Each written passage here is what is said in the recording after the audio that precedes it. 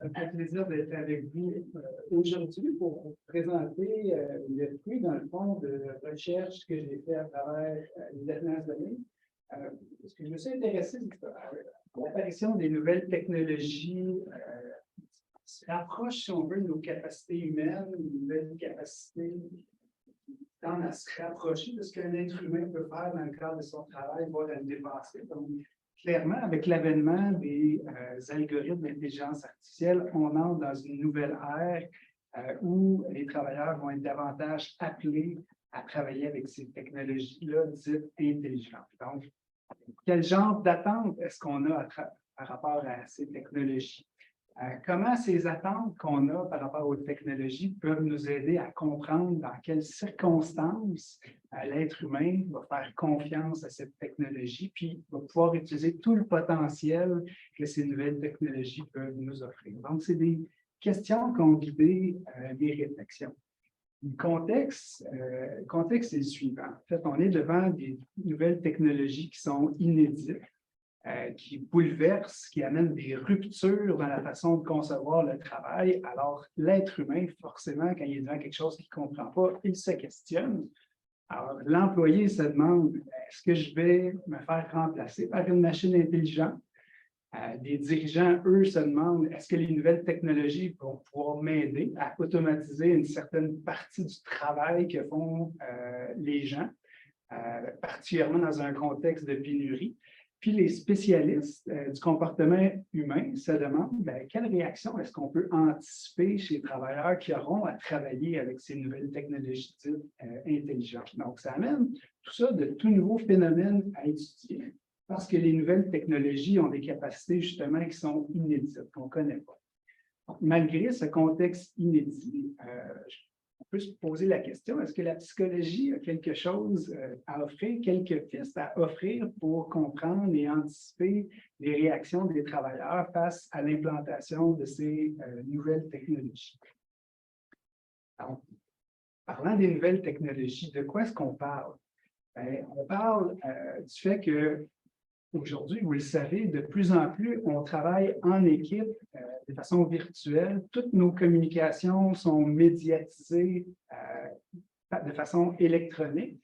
Et ça contribue à mettre un contexte où est-ce qu'on produit beaucoup de données sur ce qu'on fait.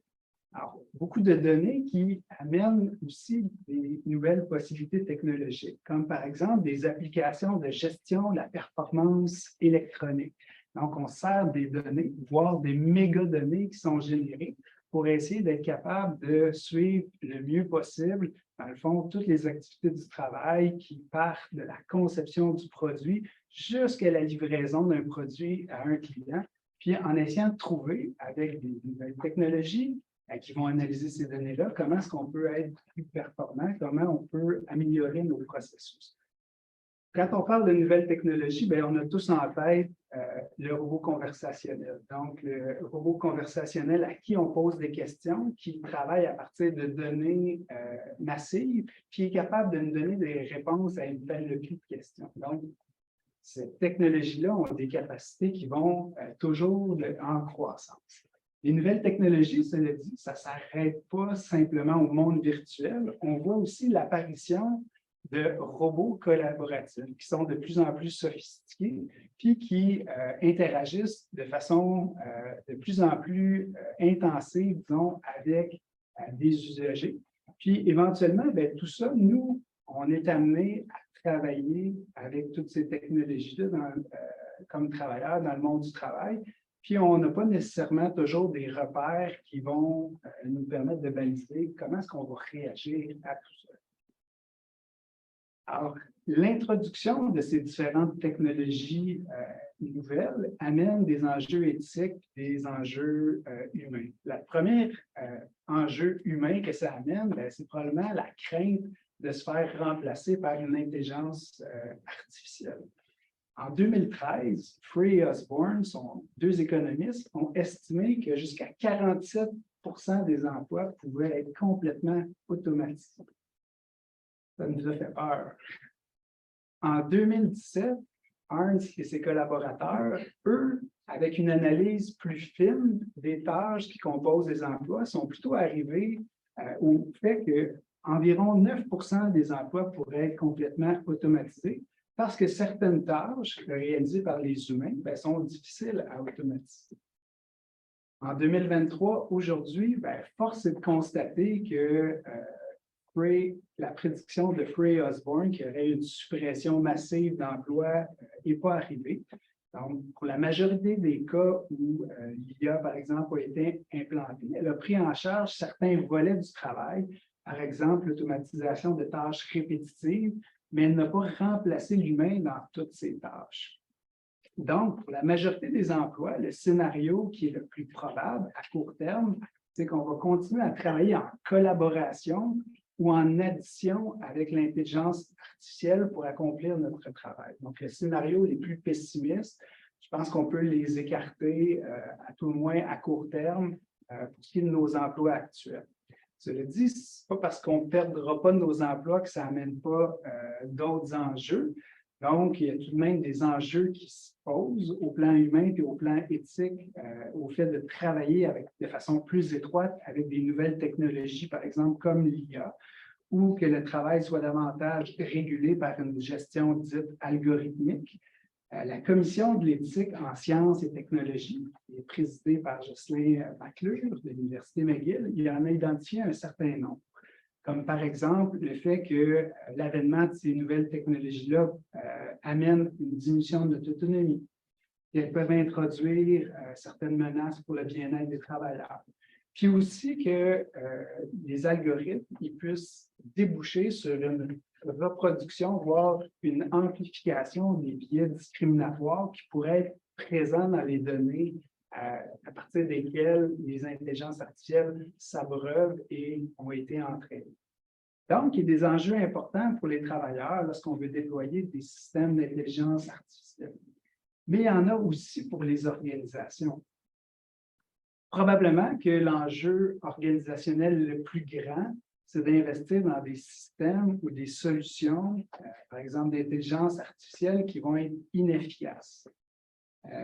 Vial, pas Vial, mais plutôt Benvia, dans son étude, démontre qu'il y a un faible pourcentage des investissements en intelligence artificielle qui se traduisent réellement en solutions concrètes qui sont effectivement déployées dans les organisations. Puis selon Vial, il estime qu'il y a jusqu'à 85% des projets qui vont échouer à générer des retombées d'affaires, celles qui sont escomptées au point de départ. Donc, on peut se demander pourquoi.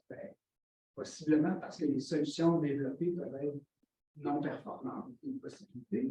Mais il y a aussi la possibilité que ça s'explique parce que les solutions qui sont développées sont rejetées par les travailleurs qui voient plutôt une entrave plutôt qu'une aide à leur travail, ou parce que tout simplement, ils n'ont tout simplement pas confiance envers les systèmes d'intelligence artificielle.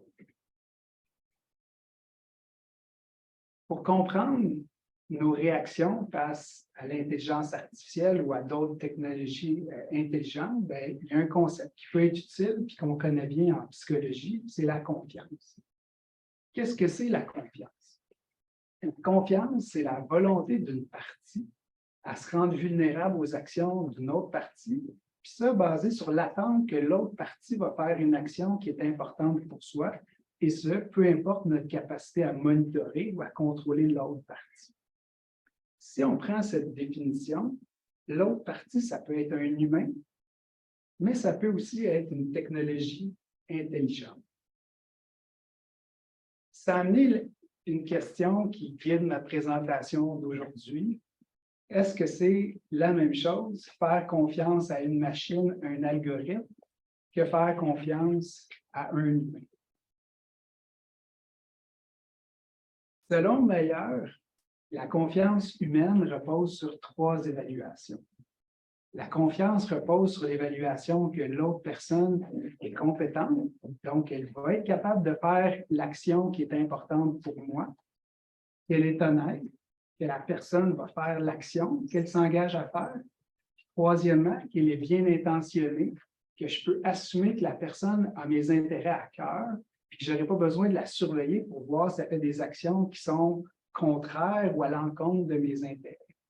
Quand tout ça est présent, ça génère de la confiance, une confiance qu'on pourrait dire de type humain. Dans le cas d'une machine, d'un algorithme, sur quoi repose la confiance? Selon LinkedIn, la confiance envers une technologie repose sur 3 évaluations. La confiance repose sur l'évaluation que la technologie est fiable, c'est-à-dire qu'elle est constante dans son fonctionnement, que la technologie remplit sa fonction, c'est-à-dire qu'elle permet de réaliser l'objectif pour lequel elle a été conçue, puis que la technologie est dotée d'une fonction d'aide, c'est-à-dire que je peux l'interroger sur son fonctionnement et obtenir des réponses pour optimiser son utilisation. Quand tout ça est présent, ça génère de la confiance, une confiance qu'on qualifie de system-like trust. De façon intéressante, l'étude de LinkedIn a montré que les 3 évaluations propres au system-like trust sont plus pertinentes que celles associées au human-like trust lorsqu'il s'agit d'expliquer les réactions des travailleurs face à une technologie.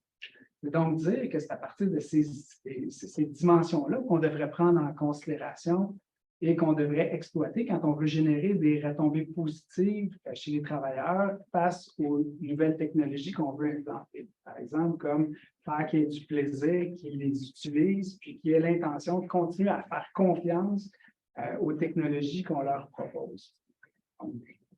Dans l'étude de LinkedIn, cela dit, tout ça a été établi à partir d'un programme informatique qui demeure restreint. La question qui se pose maintenant, c'est où est-ce que se situe la confiance dans le cas des technologies intelligentes? Est-ce qu'on devrait utiliser les référents qui sont proches de la confiance envers un système ou est-ce qu'on devrait prendre les référents qui sont davantage propres à la confiance envers l'humain? C'est moins clair.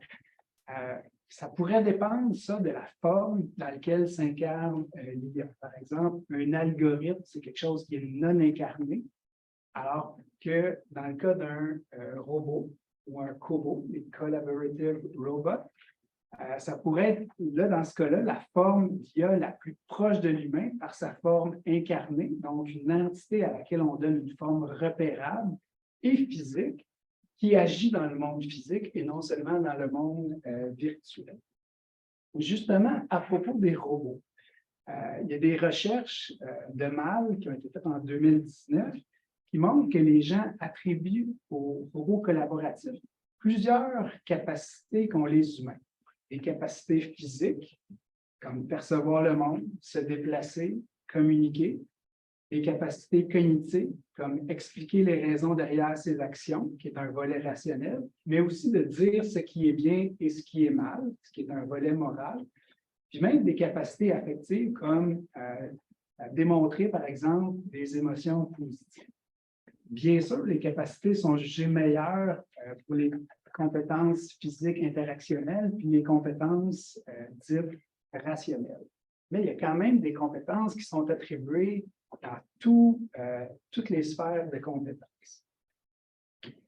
Quand on compare les robots à d'autres agents, si on veut, les recherches de Mal ont montré que les gens attribuent généralement aux robots moins de capacités qu'aux humains, mais plus de capacités qu'un programme informatique. Pour ce qui est de la capacité morale, les gens estiment que le robot a des capacités équivalentes à un enfant de 3 ans. Cela dit, dans ces études-là, ce n'est pas les capacités réelles qui sont évaluées, mais c'est plutôt les perceptions que les gens ont face aux robots. C'est possiblement ça qui, je vais vous proposer, qui est le plus important pour comprendre les réactions. Donc, à partir de ces repères, ça peut nous aider à déterminer quel type de confiance est pertinente à considérer pour évaluer la confiance envers un algorithme ou envers un robot. Est-ce que nos attentes sont plus proches de ce qu'on attend d'un humain ou de ce qu'on attend d'un système technologique? Donc, à ce sujet, on pourrait penser que pour un algorithme et pour un agent conversationnel, notre confiance repose surtout sur des aspects qui caractérisent le système like trust. Pour les robots, ça pourrait être un peu différent et ça pourrait être davantage des aspects du human like trust. Cela dit, pour l'instant, la plupart des systèmes d'IA ne sont pas incarnés sous une forme physique. Donc, on peut penser qu'en ce moment, pour savoir comment les gens vont réagir au système d'IA, on a des bons repères du côté du système Light Trust. On a des attentes qui sont différentes envers un humain puis envers une machine. Parce que dans le fond, on voit que la confiance, elle est basée sur des évaluations différentes. Donc, des attentes différentes. Donc, ces attentes différentes-là vont générer davantage de confiance envers les humains ou envers les machines. Ça va dépendre aussi du type de tâche. Pour les tâches qu'on dit opérationnelles, la confiance initiale va être habituellement plus élevée pour la machine intelligente en comparativement à l'humain. Pourquoi? Bien, ça s'explique par le fait qu'on attribue à la machine intelligente des capacités rationnelles qui sont élevées, puis qu'on estime qu'elle est fiable, plus fiable qu'un être humain. Donc, un élément qui est propre au système Trust. Pour des tâches émotionnelles, la confiance initiale va habituellement être plus élevée pour un humain en comparativement à la machine. Ça s'explique parce qu'on attribue à l'humain de meilleures capacités affectives, de meilleures capacités morales, puis qu'on estime qu'il peut faire preuve de bienveillance, un aspect affectif important qui fait partie du Human Trust. Donc, on peut imaginer que l'automatisation de tâches physiques et de tâches cognitives, comme fournir des solutions à partir de données historiques ou exécuter avec précision des actions pour corriger des bugs dans un système, ça devrait être mieux accueilli par les travailleurs que l'automatisation de tâches affectives. En fait, ça circonscrit la confiance à des enjeux de fiabilité, de fonctionnalité, puis de qualité de l'interface d'échange avec la technologie. Cela dit, un autre paramètre qui est important pour comprendre les attentes différentes qu'on peut avoir entre les humains et par rapport aux machines, lorsqu'on interagit avec un humain ou une machine, c'est la capacité d'adaptation ou l'adaptabilité perçue de l'humain ou de la machine. En général, on considère que l'être humain est plus adaptable que la machine parce que l'être humain n'opère pas selon un programme prédéterminé qui peut faire preuve de flexibilité dans l'utilisation de ses ressources dans un éventail de situations. En contrepartie, pour la machine, bien, on la voit comme étant moins adaptable puis fonctionnant selon un programme prédéterminé qui est fixe. Alors, ce que la machine peut accomplir et sa perception d'adaptabilité façonne nos schémas ou nos attentes qu'on a par rapport à l'aide que peut nous apporter une machine intelligente par rapport à notre travail. Quand on transige avec une machine qui nous assiste dans notre travail, on s'attend à ce que la consistance de son fonctionnement soit parfaite, qu'elle fasse un monitoring parfait de nos erreurs, et qu'elle nous recommande des décisions qui vont être basées sur la performance qu'elle surveille, qui est déterminée par son programme informatique. Nos attentes par rapport à un être humain sont généralement assez différentes. On s'attend que si on travaille avec un autre humain, bien, qu'il ne soit pas parfaitement consistant. On s'attend qu'il laisse passer ou qu'il ferme les yeux volontairement sur certaines de nos erreurs qu'on peut commettre. Puis qui nous fassent des recommandations qui vont tenir compte de l'ensemble de ces connaissances, puis pas nécessairement par ce qui est quantifié par un output immédiat. Donc, nos attentes sont assez différentes que si on a à faire confiance parce que c'est une machine qui va m'aider ou c'est un humain qui va m'aider. En somme, face aux humains, on a un schéma d'imperfection, on tolère ses erreurs, on se dit qu'il peut s'améliorer. Par contre, avec une machine, on a généralement des attentes de perfection, de sorte que ces erreurs peuvent s'avérer fatales pour notre confiance, d'autant que ça peut s'expliquer par son programme qui est fixe, qui détermine son fonctionnement. C'est là que je vous amène mon exemple de ChatGPT. Comme plusieurs, en janvier dernier, j'ai essayé ChatGPT et je lui ai posé une série de questions sur la performance adaptative, un sujet sur lequel je travaille avec une équipe d'étudiants puis que je connais un petit peu. Alors, ChatGPT, je lui ai posé une première question. J'ai dit, qu'est-ce que c'est ChatGPT, la performance adaptative? ChatGPT m'a répondu que c'est la capacité d'un individu, d'un système de s'adapter puis de changer en réponse à des défis et à des circonstances changeantes. C'est une bonne réponse, puis il continue, là, puis ce qu'il dit, c'est bon. Alors, je ne l'ai pas fait, là, mais j'aurais pu lui faire un thumbs up ChatGPT. Alors, je continue, il me donne des bonnes réponses. J'ai donc demandé qu'est-ce qui devrait faire l'objet de plus de recherches en lien avec la performance adaptative. Il m'a sorti 5 points, 5 bons points, je trouve. Donc, encore une fois, ChatGPT, thumbs up. Alors, étant intéressé par le premier point qui porte sur la mesure, je lui ai demandé de m'en dire un petit peu plus. Alors, de façon très fluide, ChatGPT a répondu à ma question, puis il m'a dit une des choses qu'on peut faire pour améliorer la mesure de la performance adaptative, ce serait par exemple de développer des mesures plus objectives, puis là, de donner des exemples de ce que ça pourrait être. Alors là, je vous avoue que j'étais impressionné, puis ma confiance envers ChatGPT était élevée. J'ai continué pendant une quinzaine de minutes à l'interroger, toujours satisfait de ses réponses. Puis à un moment donné, je lui ai demandé est-ce que vous connaissez, M. ChatGPT, des recensions des écrits ou des méta-analyses récentes sur la performance adaptative? Il m'en a sorti 3. Alors, 3 méta-analyses que je ne connais pas. Peut-être loupé quelque chose. Alors, je lui ai demandé la référence complète de la première méta-analyse, celle de Dorminé. Alors, ChatGPT m'indique que cette référence se trouve dans le Journal of Management, qui est une bonne revue dans mon domaine. Je me demande pourquoi je ne l'ai pas vu passer. Alors, je m'en vais chercher la référence dans mon Google Scholar, comme je fais d'habitude, pour avoir le texte complet. Alors, Google Scholar me dit que cette référence semble ne pas exister. Je l'ai dit à ChatGPT, qui s'excuse pour son erreur, puis qui s'empresse de me donner la bonne référence. Cette fois, il me dit que la méta-analyse qui porte sur la performance adaptative et le bien-être est plutôt parue dans le Journal of Applied Psychology, qui est une autre bonne revue, puis je me demande comment ça se fait que je ne l'ai pas vu passer. Encore une fois, je cherche, la référence n'existe pas et ChatGPT s'excuse. Puis c'est à ce moment-là que j'ai l'idée de demander à ChatGPT, ChatGPT, est-ce que tu peux me dire c'est quoi la force de la corrélation entre la performance adaptative et le bien-être selon cette méta-analyse qui n'existe pas? Et c'est sans broncher que ChatGPT m'a dit que la corrélation moyenne entre la performance adaptative et le bien-être, une relation de 0,36 a été trouvée.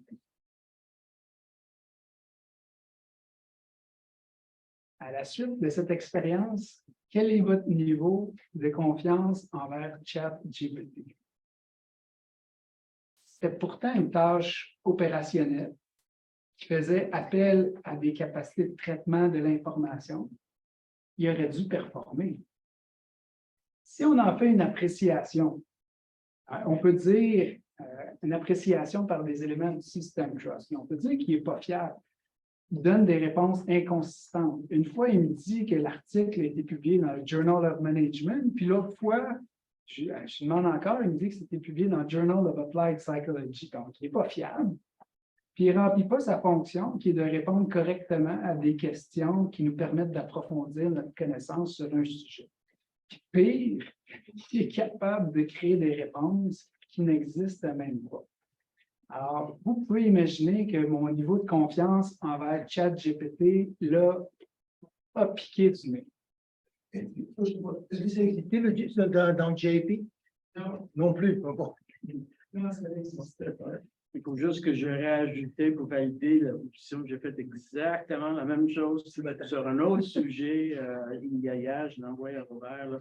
Exactement. Il m'a référé à une revue de quelque chose qui n'existait pas dans un revue scientifique. Et quand j'ai souligné ça, il s'excusait, puis il me donnait une autre référence. C'est exactement. C'est juste le sujet qui est différent. Exactement. Mentionner que dans le fond, ce n'est pas un cas anecdotique. J'ai un autre schéma aussi pour montrer que si je vous posais la question comme utilisateur, est-ce que c'est un cas anecdotique que ma perte de confiance suite à l'erreur commise par ChatGPT? Bien, possiblement pas.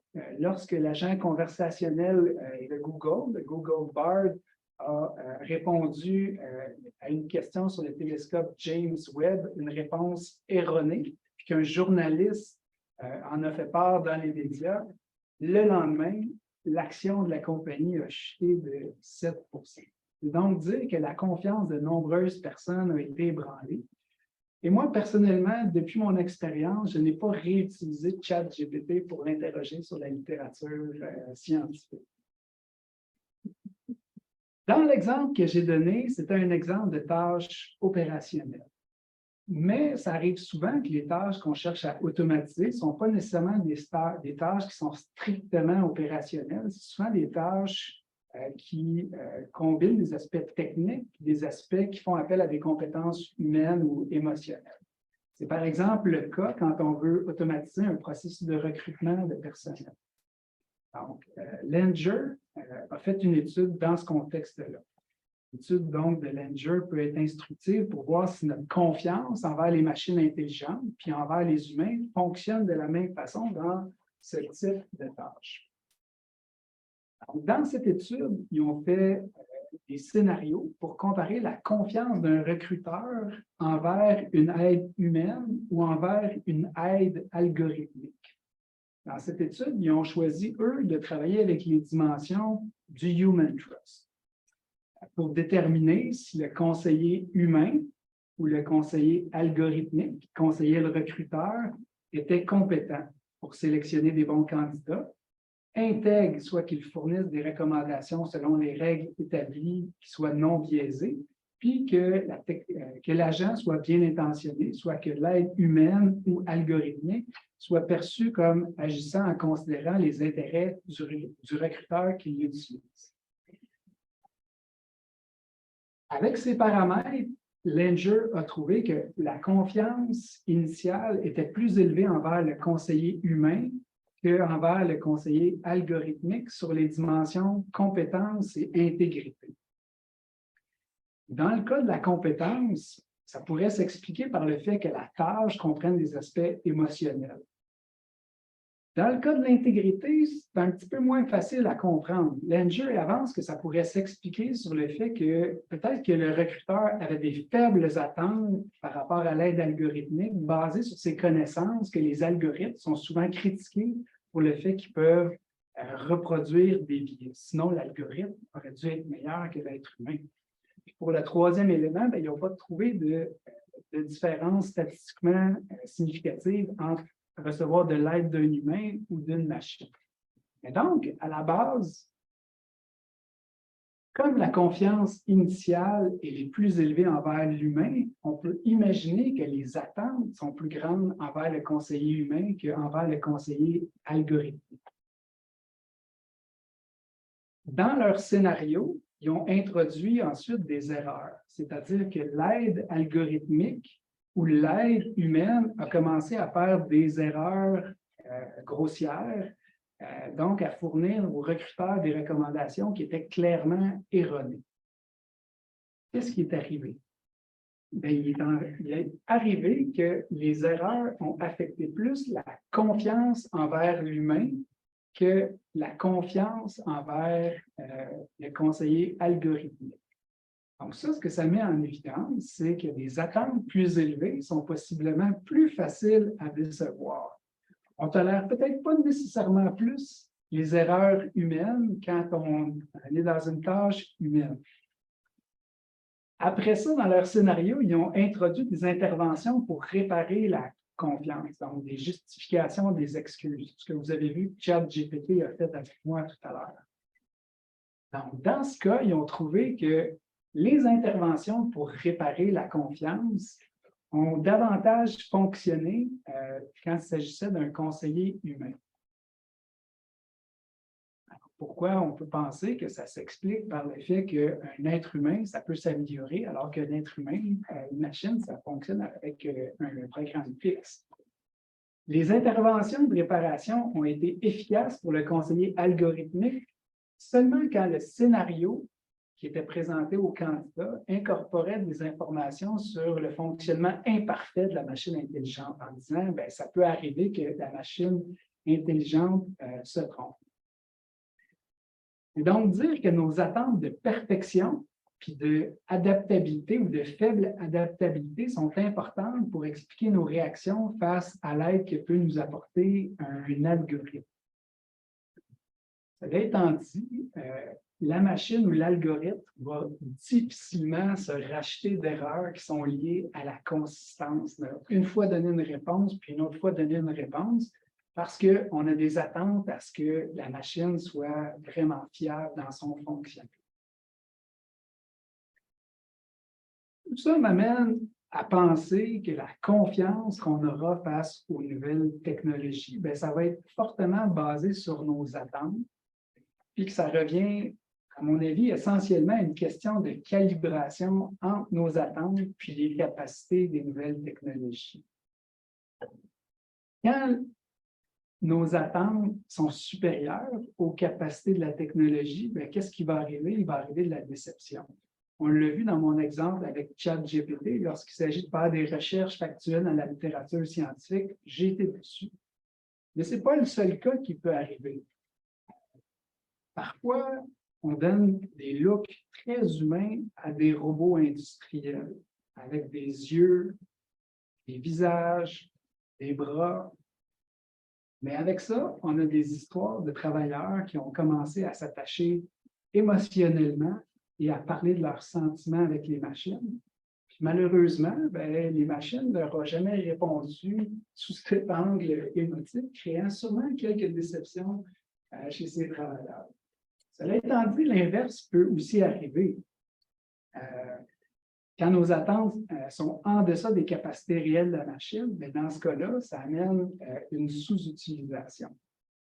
Si on a des attentes qui sont assez en lien avec les capacités des machines, bien là, il peut arriver différents scénarios. Si nos attentes sont faibles, les capacités sont faibles, bien, on n'utilisera pas vraiment les technologies d'intelligence artificielle, puis on ne fera pas nécessairement attention aux résultats qu'ils ont à nous offrir. Donc, c'est un cas qui peut exister. Alors que quand les capacités sont fortes, puis qu'on a des attentes aussi par rapport à ces technologies-là, là, ça va amener une plus grande utilisation, mais ça peut aussi amener une plus faible vigilance par rapport aux erreurs que peut commettre l'aide qu'on peut recevoir d'une intelligence artificielle. Par exemple, je vais vous donner un exemple, c'est que si vous utilisez votre téléphone avec l'application Waze pour trouver le meilleur chemin pour vous rendre à un endroit en fonction du trafic, bien, comme vous savez que Waze fonctionne très bien d'habitude, bien, la journée qu'il va y avoir un bug dans le système de Waze, ça va peut-être prendre un certain temps avant que vous corrigiez votre comportement. Vous allez peut-être suivre ces indications un certain temps avant que vous réalisiez qu'ils vous envoient dans des chemins de campagne, des chemins de travers qui ne sont pas des bonnes idées. Donc, basé sur ce principe-là que nos réactions face à l'intelligence artificielle, c'est souvent une question d'attente et de calibration d'attente, comment est-ce qu'on peut favoriser la confiance des travailleurs envers l'intelligence artificielle? Bien, premièrement, on peut mieux expliquer les capacités, que les attentes soient adaptées à ce que la technologie peut réellement faire. Ça, c'est un principe qui est assez psychologique. Et puis deuxièmement, bien, qui est moins du ressort peut-être des psychologues, mais plus des ingénieurs, bien, on peut améliorer les capacités des intelligences artificielles pour que l'IA soit fiable, remplisse sa fonction, puis que l'être humain puisse interagir avec elle au besoin. Ça devrait être bon pour générer un système trust envers la technologie, puis entraîner des réactions positives des travailleurs face aux technologies d'IA qu'on veut implanter. Mais est-ce que ça sera suffisant? Essentiellement, si on améliore les algorithmes et qu'on explique mieux comment ils arrivent à produire des bons outputs à partir de données, on aura seulement abordé la question de la confiance envers un système technologique. Par contre, le cadre dans lequel on va prendre en considération, qu'on va prendre en considération pour expliquer les réactions des travailleurs, il est probablement plus large. Les réactions des travailleurs aux outils d'IA vont dépendre des objectifs poursuivi par les algorithmes, puis c'est quoi les résultats qui sont désirés. Et là, ça amène à considérer davantage les enjeux sociaux ou organisationnels. Et si on considère ces aspects sociaux et organisationnels, là, on ne sera plus dans le system trust, on va redevenir dans du human trust. Du human trust envers ceux qui conçoivent les IA, puis envers ceux qui orientent la façon dont sont utilisées les technologies d'intelligence artificielle. Et donc, avec ces points de repère-là, ça va être amené à se poser la question, est-ce que ces gens-là sont compétents, honnêtes et bienveillants? Donc, en somme, pour comprendre de façon complète, je pense, les réactions des gens face aux nouvelles technologies, c'est important de prendre en considération le contexte social et organisationnel, comprendre pourquoi les travailleurs ont confiance en l'IA, pourquoi ils peuvent avoir des réactions, comment est-ce qu'on peut générer des réactions favorables si on veut implanter des outils d'IA. Des études comme celle que je vous ai présentée, comme celle de Langer, ne vont pas être jamais complètement satisfaisantes pour étudier ce genre de questions-là. Comme la majeure partie des études actuelles sur l'intelligence artificielle sont basées sur des scénarios faits dans des contextes expérimentaux, puis qui ne prennent pas en compte des enjeux réels qui ont rapport au milieu organisationnel, ben, on peut avoir des questions sur est-ce que les résultats d'une étude comme je vous ai présenté vont pouvoir se généraliser en milieu de travail quand les employés vont réellement avoir des enjeux réels avec ces nouvelles technologies-là. Donc, si on veut mieux prendre en considération le contexte, on devrait, à mon avis, investiguer au moins 2 questions pour comprendre la confiance des gens envers les nouvelles technologies. C'est quoi les objectifs qui sont poursuivis derrière l'utilisation des technologies? C'est quoi les perceptions que les gens ont de ça? C'est quoi les résultats qui sont observés suite à l'utilisation des technologies? En lien avec les objectifs perçus, avec mon collègue Denis Lajoie, on a fait une étude sur les objectifs perçus derrière l'utilisation de nouvelles technologies. Dans ce cas-là, c'était une technologie de monitoring électronique de la performance. Dans cette étude-là, on a essayé de sonder pour voir ce que les travailleurs, c'est quoi les motifs qu'ils voient derrière l'utilisation de cette technologie. Donc, ça allait sur une échelle de 1 à 5, vous pouvez être d'accord avec chacune de ces raisons-là. Donc, ça pouvait être dans un objectif de surveillance pure, dans un objectif de gestion de la performance, dans un objectif d'assurer la sécurité du personnel et le respect des règles administratives, ou ça peut être dans un objectif de fournir une meilleure rétroaction pour favoriser le développement des personnes. Donc, plus qu'on va vers le développement des personnes, mais plus qu'on va dans la bienveillance. Dans cette étude-là, on a trouvé que la surveillance pure a un effet négatif sur la satisfaction des besoins humains fondamentaux, sentiment d'autonomie, de compétence et d'affiliation, alors que plus on progresse vers des éléments qui contiennent de la bienveillance, plus qu'on est en mesure de démontrer des effets positifs sur la satisfaction des besoins humains. Donc, ce que ça suggère que l'objectif poursuivi est important à prendre en considération, puis ça, au-delà de la technologie en tant que telle qu'on va implanter dans les milieux de travail. Et des résultats, bien, il y a au moins 2 éléments qui seraient importants à prendre en considération. Est-ce que les bénéfices prévus sont obtenus suite à l'utilisation de la technologie intelligente?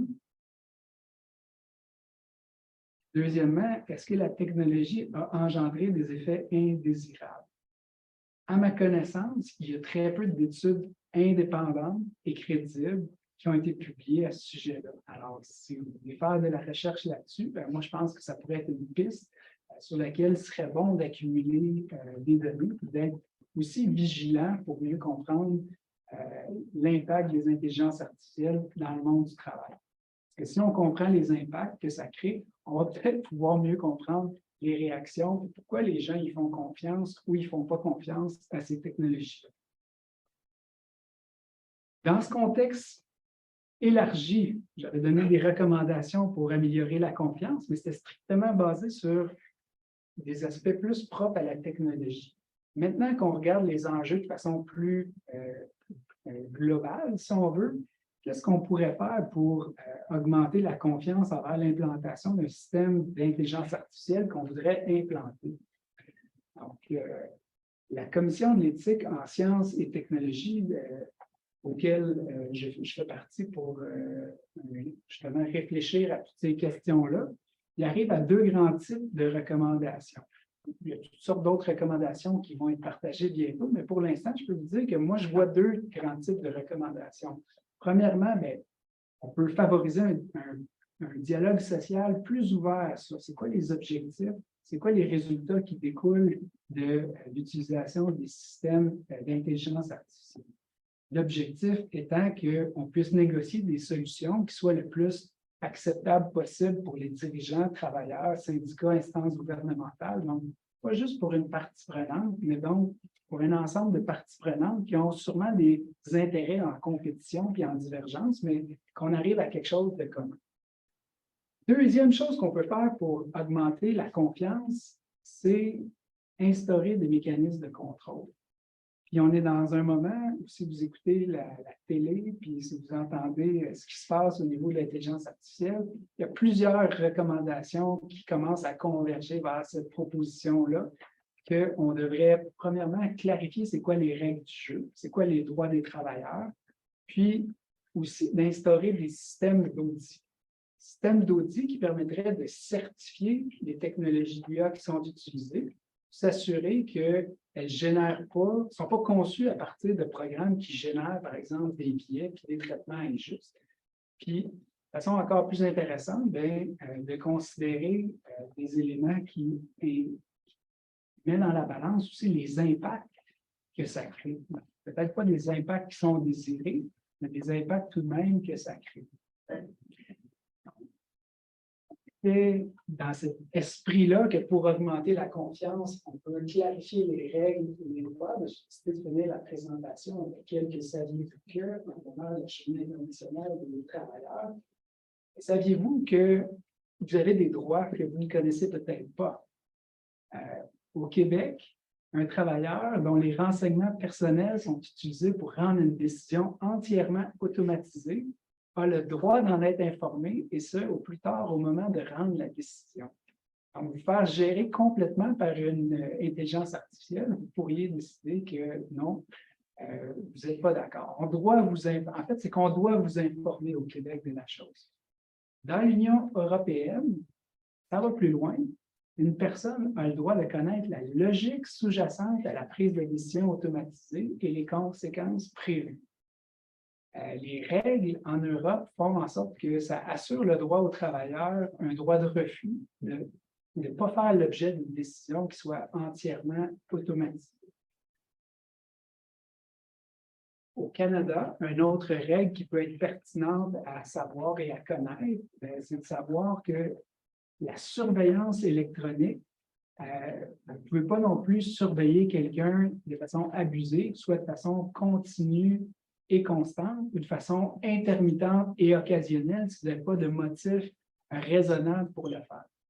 Pourquoi on parle ici de surveillance électronique? C'est que la plupart des technologies basées sur l'IA et des intelligences artificielles fonctionnent à partir de données qui sont collectées chez nous et qu'on génère dans le cadre de notre travail. Alors, de savoir que ça encadre ce qui est possible de faire ou de ne pas faire, ça peut être intéressant de le savoir. Et en terminant, qu'est-ce qu'il y en est de notre autonomie et de notre imputabilité professionnelle? Il y a un rapport qui a été fourni au Conseil interprofessionnel du Québec. Dans ce rapport-là, on rementionne que l'appartenance à un ordre professionnel, dans le fond, reconnaît à un professionnel la légitimité la compétence et la légitimité d'accomplir ses activités basées sur son jugement et ses compétences. Alors, ce faisant, on ne pourrait pas imposer un processus automatisé qui amène une décision. Le professionnel ne pourrait pas se décharger, si on veut, de sa responsabilité professionnelle. Il serait tout de même tenu responsable des résultats qui sont atteints quand il est dans le cadre de prestations d'actes réservés. Tout ça dans un but de protection du public. Je vous ai présenté pendant 45 minutes. Je vais m'arrêter là-dessus. Donc, je vous remercie pour votre écoute. Pour le soutien du corps qui a parrainé cette présentation, le consortium de recherche sur les relations sociales. Puis enfin, merci pour votre soutien à la grande campagne philanthropique qui entoure le 80e anniversaire du département de psychologie.